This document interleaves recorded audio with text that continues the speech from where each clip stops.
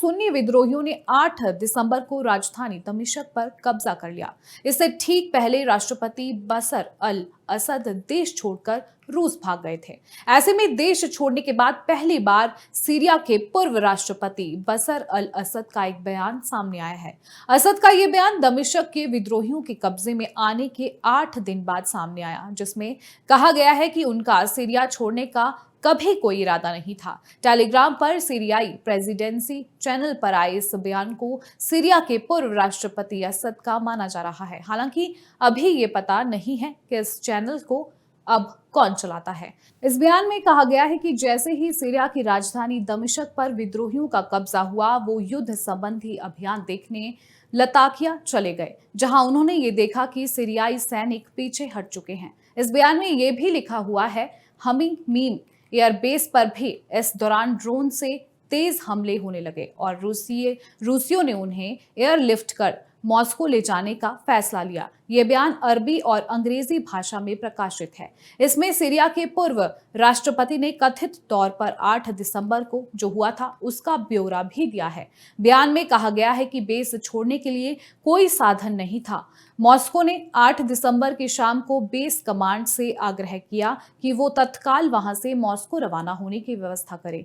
ये दमिश्क के कब्जे में और बाद में अंतिम सैन्य ठिकानों के डहने और बाकी बचे सभी संस्थाओं के चरमराने के बाद हुआ। वहीं और क्या कुछ सीरिया के पूर्व राष्ट्रपति बशर अल असद ने कहा है, वो आपको उस पर एक नजर डालेंगे। असद के बयान में कहा गया है कि इन घटनाक्रम के बीच किसी भी समय मैंने पद से हटने या शरण लेने का फैसला नहीं लिया था और ना ही किसी व्यक्ति या पक्ष ने ये बात कही थी। इसमें कहा गया है, जब स्टेट आतंकवाद की गिरफ्त में आ जाए और किसी भी सार्थक योगदान का कोई मतलब ना रह जाए तो कोई भी पद मायने नहीं रखता। ये बड़ा बयान जो है असद की ओर से पहली बार सामने आया है। दरअसल इस्लामिक विद्रोही संगठन हयात तहरीर अल शाम जब एक के बाद एक सीरियाई शहर पर कब्जा कर रहा था, तब 12 दिन की उस अवधि में असद कहीं नहीं दिखे। हालांकि उसी समय यह कहा जाने लगा था कि वो देश छोड़कर जा चुके हैं, क्योंकि दमिश्क में जब विद्रोही घुस रहे थे तब उनके प्रधानमंत्री भी उनसे संपर्क नहीं कर पा रहे थे। वहीं इस बीच फाइनेंशियल टाइम्स ने सूत्रों के हवाले से यह दावा किया है कि राष्ट्रपति असद ने रूस में $250 मिलियन यानी कि 2082 करोड़ रुपए नगद भेजे। रिपोर्ट में कहा गया है कि ये लेन देन में $100 और 500 यूरो के नोट थे। इनका वजन करीब 2 टन था। इसे मार्च 2018 और मई 2019 के बीच दमिश्क से मॉस्को के वानुकोवो एयरपोर्ट पर भेजा गया था। इस पूरी रकम को भेजने में 21 फ्लाइट्स का इस्तेमाल हुआ।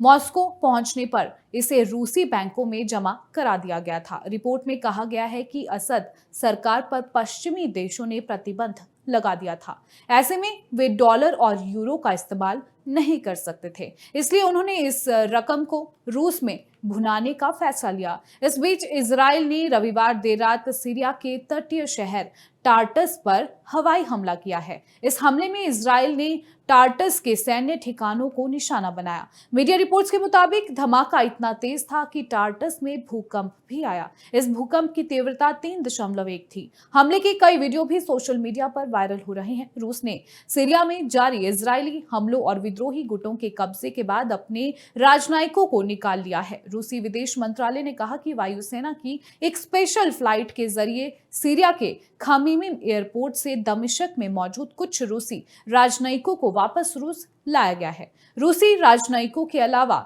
बेलारूस और नॉर्थ कोरिया के राजनयिकों को भी इसी विमान से वापस लाया गया है।